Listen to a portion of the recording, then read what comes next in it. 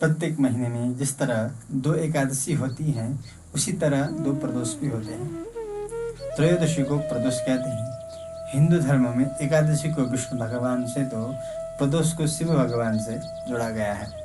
दरअसल दोनों ही व्रतों में चंद्र का दोष दूर होता है। आओ जानते हैं संक्षिप्त में कि व्रत का वैज्ञानिक लाभ, प्रदोष व्रत की कथा क्या है और इन दौरान क्या खाना या नहीं खाना चाहिए।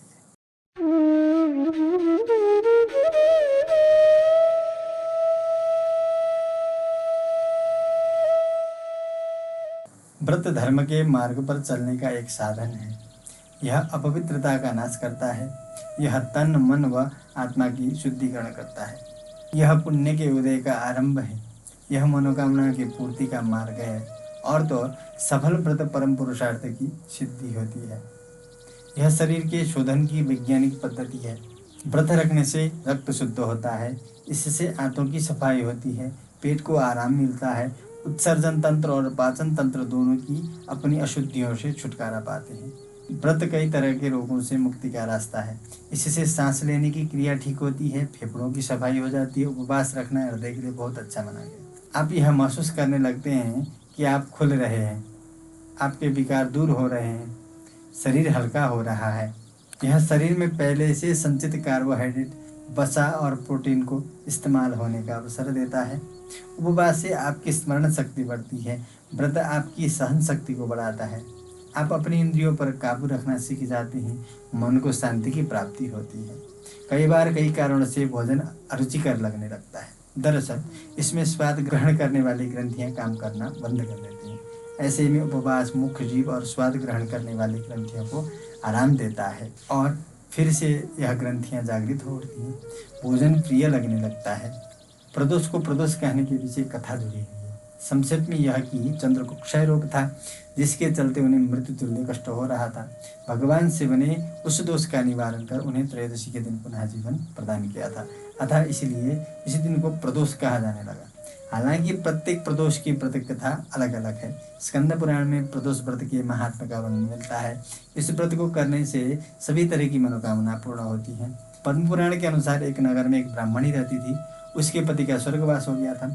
उसका अब कोई आश्रयदाता नहीं था, इसलिए प्रातः होते ही वह अपने पुत्र के साथ भीख मांगने निकल पड़ती थी।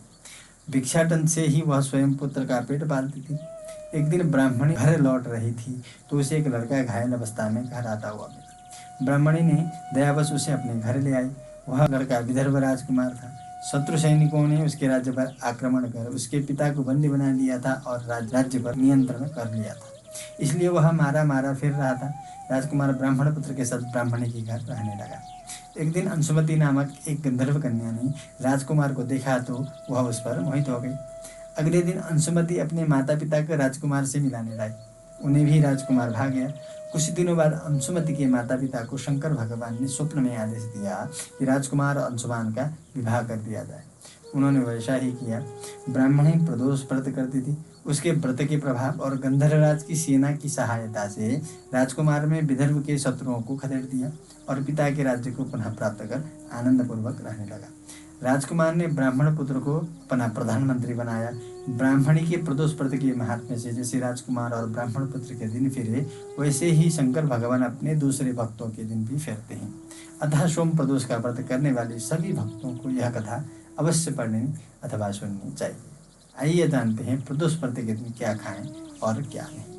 प्रदोष व्रत के उपवास में सिर्फ हरे मूंग का सेवन करना चाहिए।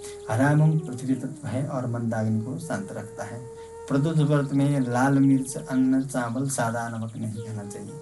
हालांकि आप पूर्ण उपवास या फलाहार भी कर सकते हैं। व्रत वाले दिन सूर्योदय से पहले उठें। नित्य कर्म से निपटने के बाद सफेद रंग के कपड़े पहनें। पूजा घर को साफ और शुद्ध करें।